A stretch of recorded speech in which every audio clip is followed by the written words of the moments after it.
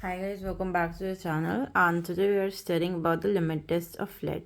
So first of all we'll learn about what is lead. So देखो lead जो होता है हमारा एक बेसिकली इम्प्योरिटी होती है, ठीक है। अगर हम कुछ मतलब प्रोडक्ट बनाते हैं उसके अंदर एज अ इम्प्योरिटी प्रेजेंट होता है। देखो जो हमारा लेड होता है वो देखो it is in undesirable impurity, मतलब अनवांटेड इम्प्योरिटी होती है, ठीक है। ये हमें चाहिए नहीं होती है और ये बेसिकली हमारे मतलब कोई भी इम्प्योरिटी कैसे बन जाती है जब भी हम सल्फ्यूरिक एसिड का रिएक्शन करवाते हैं ना, तो ये और उसको हम बहुत टाइम के लिए स्टोर कर देते हैं, लाइक बना के कुछ भी कंपाउंड बना के उसको बहुत टाइम तक स्टोर कर देते हैं कोई भी सल्फ्यूरिक एसिड के साथ बना के। तो उसमें जो होता है ना थोड़ा अमाउंट में ना लेड हमेशा रह जाता है, ठीक है। तो ऐसे ही हमारे जो होता है लेड की इम्प्योरिटी आती है, ठीक है। तो बेसिकली इसका प्रिंसिपल ये है कि जो लेड होता है, ठीक है, हम लेड का जो लिमिट टेस्ट कैसे परफॉर्म करते हैं हमें सिखा पढ़ रहे हैं ना, लिमिट टेस्ट ऑफ लेड पढ़ रहे हैं, तो हम ये देखेंगे कि जो हमारा लेड है उसका हम लिमिट टेस्ट कैसे परफॉर्म कर रहे हैं, ठीक है। फर्स्ट ऑफ ऑल कैसे परफॉर्म करेंगे, देखो जो हमारा लिमिट टेस्ट होता है, ठीक है, इसका क्या होता है बेसिकली इसको हम डाईफिनाइल थायोकार्बोक्सोन के साथ हम इसको रिएक्ट करवाते हैं किसके प्रेजेंस में, इन द एल्कलाइन सॉल्यूशन। देखो हमारे एक एसिडिक सॉल्यूशन होता है और एक एल्कलाइन सॉल्यूशन होता है। एल्कलाइन सॉल्यूशन मतलब क्या होता है कि जो हमारा जो सॉल्यूशन होता है वो हमारा बेसिक है, ठीक है, बेसिक मीडियम में हम बना रहे हैं उस सॉल्यूशन को, ठीक है। तो हम क्या करते हैं, हमारा जो लेड होता है उसको हम डाइफिनाइल थायोकार्बोजेन के साथ रिएक्ट करवाते हैं, ठीक है। जो हमारा एक कॉम्प्लेक्स कंपाउंड बन जाता है लेड डाइथाइजोन, ठीक है, ये हमारे एक इसका कॉम्प्लेक्स बन जाता है जिसका कलर रेड होता है, ठीक है। देखो जो डाइथाइजोन होता है उसका कलर ग्रीन होता है, ठीक है, अगर क्लोरोफॉर्म के साथ प्रेजेंट होता है वो, ठीक है। और जो हमारा ये जो हमारा लेड डाइथाइजोन था इसका कलर इसका जो कॉम्प्लेक्स होता है वो वायलेट होता है। पर जो हमारी रिएक्शन है ना लास्ट में वो हमारी रेड कलर की हो जाएगी, ओके। सो जो लास्ट में रिएक्शन होगी वो हमारा पूरा जो प्रोसेस आएगा लास्ट में वो रेड कलर का आ जाएगा। तो देखो इसका प्रिंसिपल क्या है बेसिकली हमारे लिमिट टेस्ट का ऑफ लेड का प्रिंसिपल क्या है। जो हमारा लेड होता है, हम लिमिट टेस्ट कैसे परफॉर्म करते हैं उसको, जो हमारा लेड होता है वो हमारा डाइफिनाइल थाइकार्बोक्सिन के साथ रिएक्ट करता है इन द एल्कलाइन सॉल्यूशन, ठीक है, मतलब एल्कलाइन सॉल्यूशन के प्रेजेंस में, ठीक है। और क्या बना देता है, हमारा लेड डायोथाइजाइन कॉम्प्लेक्स बना देता है जो लास्ट में हमारे क्या देता है, रेड कलर दे देता है, ठीक है। अब देखो दो चीज़ ये है जानने की, जो हमारा डाइथाइजोन है वो ग्रीन कलर का होता है जो हमारा क्लोरोफॉर्म के साथ होता है, और जो हमारा लेड डाइथाइजोन का जो कॉम्प्लेक्स होता है वो वायलेट कलर में होता है, पर एंड में ना वो रेड कलर दे देता है, ओके। तो देखो इसमें हमारा केमिकल बेसिकली क्या क्या होता है, अमोनियम सिट्रेट होता है, डाइथाइजोन होता है, पोटेशियम सिट्रेट होता है, हाइड्रोजाइलामाइन हाइड्रोक्लोराइड होता है, ठीक है, फिनॉल रेड होता है, अमोनिया सॉल्यूशन होता है, ठीक है। तो अभी इसका हम बेसिकली इसका प्रोसीजर पढ़ेंगे, ठीक है। तो देखो मैंने पहले बताया था, हमने देखो दो टेस्ट ऑलरेडी कवर कर लिए। फर्स्ट वाला जो था वो हमारा क्लोराइड था, सेकेंड वाला सल्फेट था, ठीक है। तो अभी हमने दोनों में देखा था कि हमारे जो टेस्ट सैंपल होते हैं और हमारे स्टैंडर्ड सैंपल होते हैं, ये हमारे नोन सैंपल होता है, ठीक है। तो देखो हमारा सबसे पहले हम टेस्ट सैंपल परफॉर्म करते हैं कि टेस्ट सैंपल में क्या क्या होता है। देखो टेस्ट सैंपल में बेसिकली होता है सबसे पहले तो हम एक नोन क्वांटिटी का लेते हैं।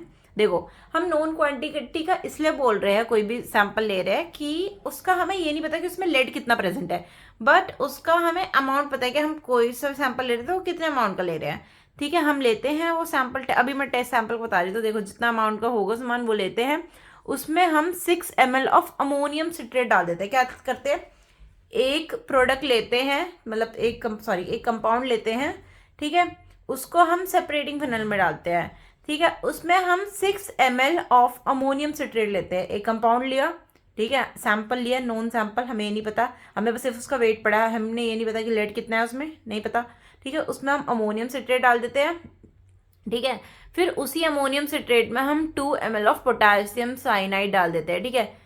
हमने पहले ये करा, ठीक है, सैंपल लिया, उसमें हमने 6 ml अमोनियम सिट्रेट डाला, फिर 2 ml उसमें हमने पोटेशियम साइनाइड डाला, फिर उसमें अगेन हम 2 ml डाल देते हैं हाइड्रोजाइलामाइन हाइड्रोक्लोराइड, ठीक है।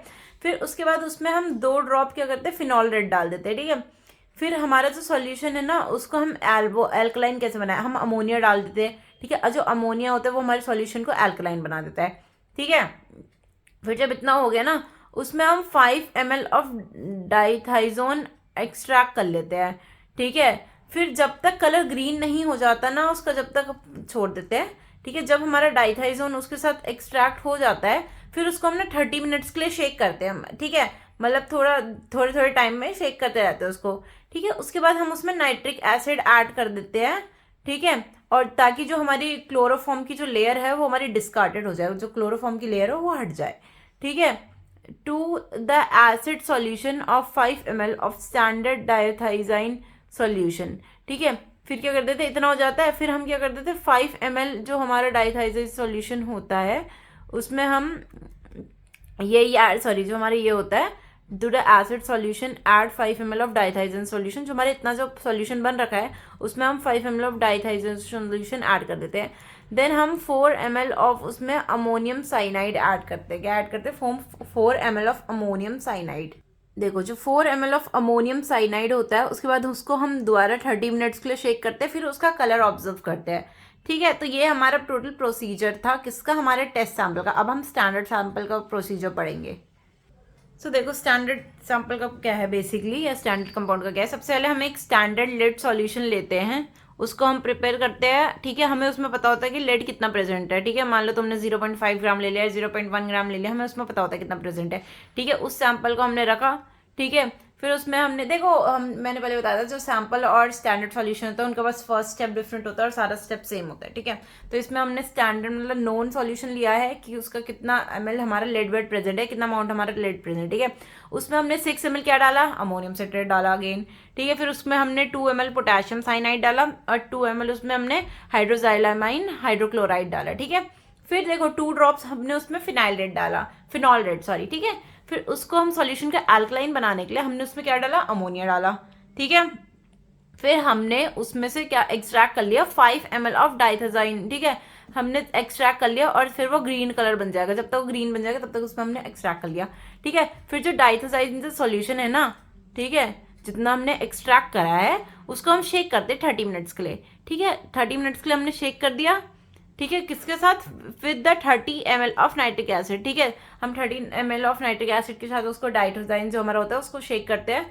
ठीक है, फिर हम उसको तब तक शेक करते हैं जब तक जो हमारी क्लोरोफॉर्म की लेयर होती है ना वो हमारी हट ना जाए। ठीक है, देखो इसमें क्या हुआ, हमने हमारा सॉल्यूशन बन गया था फिनॉल के बाद, फिर हमने उनमें अल्कलाइन बनाने के लिए उसमें अमोनिया ऐड कर दिया। उसके बाद जो हमारी 5 ml जो होता है ना, हम डाइथाइजाइन जो हमारा सॉल्यूशन बन जाता है उसमें से 5 ml हम ले लेते हैं।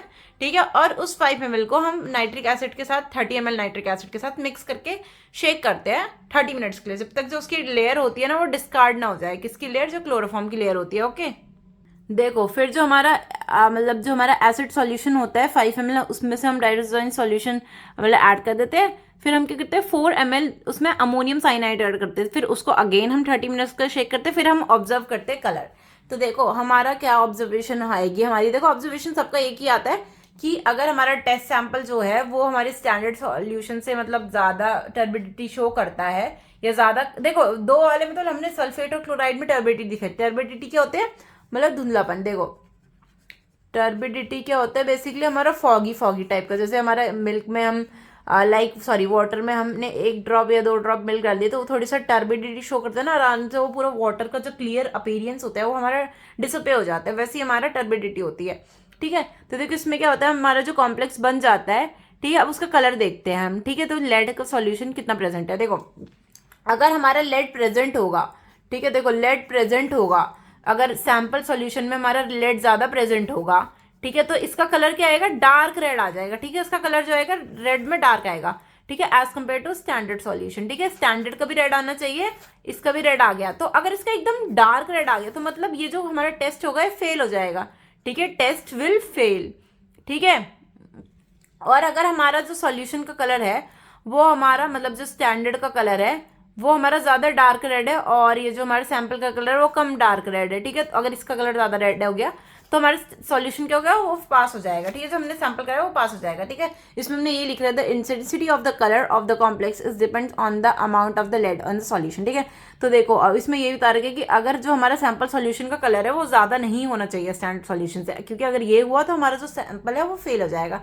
ठीक है, हमारा हमेशा जो सैंपल होता है ना उसका कलर हमेशा या और टर्बिडिटी जो होती है वो हमेशा कम होनी चाहिए एज कम्पेयर टू द हमारा स्टैंडर्ड सॉल्यूशन। ओके, तो यही था। अब नेक्स्ट ये हमारा सेकंड लास्ट टॉपिक था और जो लास्ट टॉपिक है वो हमारा आर्सेनिक वाला है। ठीक है, थैंक यू फॉर वॉचिंग।